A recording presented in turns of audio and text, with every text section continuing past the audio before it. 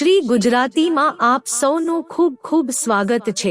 આ વિધિથી કરો વટ સાવિત્રીની પૂજા, મળશે અખંડ સૌભાગ્યવતીના આશીર્વાદ, સંતાન સુખની પણ થશે પ્રાપ્તિ।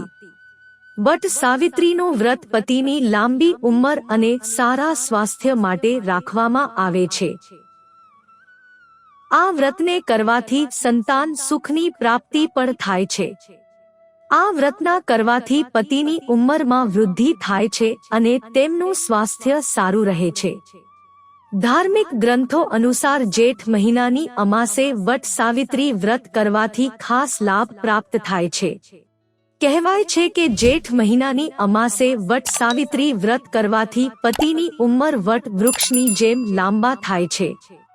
સાથે જ જે મહિલાઓ સંતાન સુખની પ્રાપ્તિ કરવા માંગે છે તેમના માટે આ ખૂબ જ લાભકારી સાબિત થઈ શકે છે। વર્ષ 2024માં વટ સાવિત્રી વ્રત 6 જૂન એટલે કે ગુરુવારે છે। આ રીતે કરો વટ સાવિત્રી વ્રતની પૂજા। વટ સાવિત્રી વ્રત પતિની લાંબી આયુ અને સારા સ્વાસ્થ્ય માટે કરવામાં આવે છે। આ વ્રત કરવાથી સંતાન સુખની પ્રાપ્તિ થાય છે। આ વ્રત કરવાથી પતિની આયુમાં વૃદ્ધિ થાય છે અને તેમનું સ્વાસ્થ્ય સારું રહે છે। વટ સાવિત્રી વ્રતથી એક દિવસ પહેલા જ વ્રતની તૈયારી કરવી જોઈએ।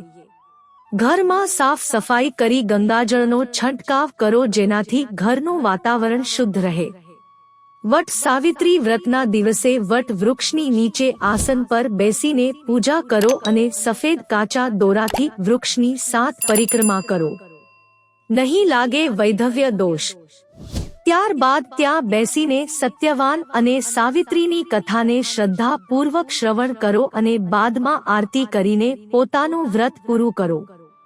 આ વ્રતને કરવાથી પતિની આયુ લાંબી થવાની સાથે સંતાનની પ્રાપ્તિ પણ થાય છે। કહેવાય છે કે જેમ વટ વૃક્ષની લાંબી આયુ હોય છે તેવી જ રીતે વટ સાવિત્રીનું વ્રત કરનાર મહિલાઓના પતિની આયુ પણ વૃક્ષની જેમ લાંબી થાય છે। વિધિ વિધાન અનુસાર આ વ્રત કરવાથી વૈધવ્યનો વિધવા દોષ નથી લાગતો।